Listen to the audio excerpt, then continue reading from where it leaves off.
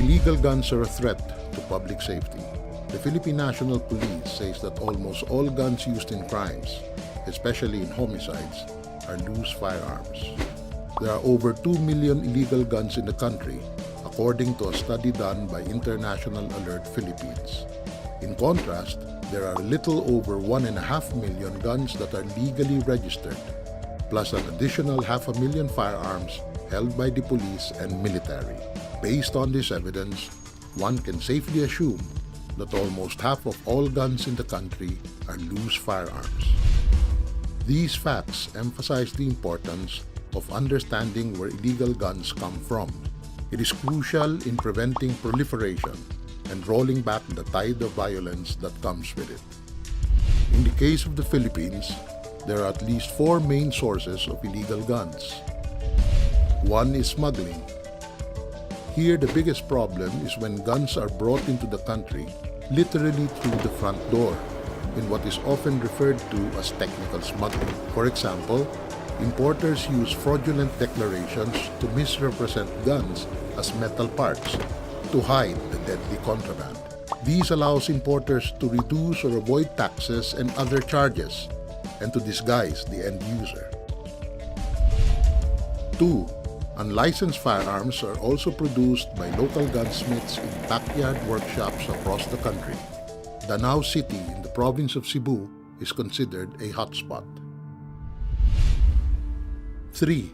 Military and police, as well as rebel groups and criminals, often capture guns in violent encounters. These firearms are then distributed among their own ranks or sold on the black market. Lastly, guns become illegal when their licenses expire and are not renewed. Why do illegal firearms persist in the Philippines? And what can be done? The Comprehensive Firearms and Ammunition Regulation Act, also known as Republic Act 10591, focuses on the requirements for owning legal guns and expanded the list of personalities allowed to carry this in public. However, it says very little about curbing the illicit gun economy through detection, interdiction, capture, and destruction of these weapons. The gun law needs to be reviewed and amended. These amendments should comply with our commitments to international agreements, treaties, and standards.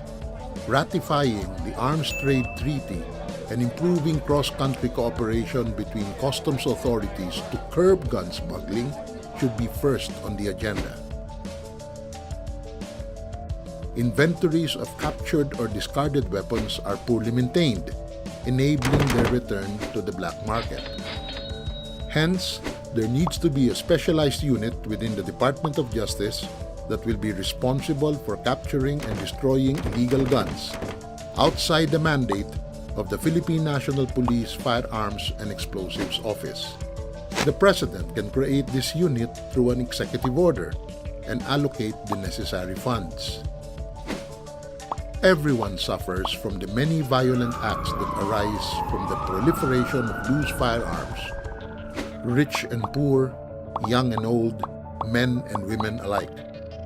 The state suffers too. Its monopoly of force is constantly challenged by the sheer number of weapons in the hands of criminals and various threat groups. The challenge is to create a bulletproof plan to get rid of illegal guns now.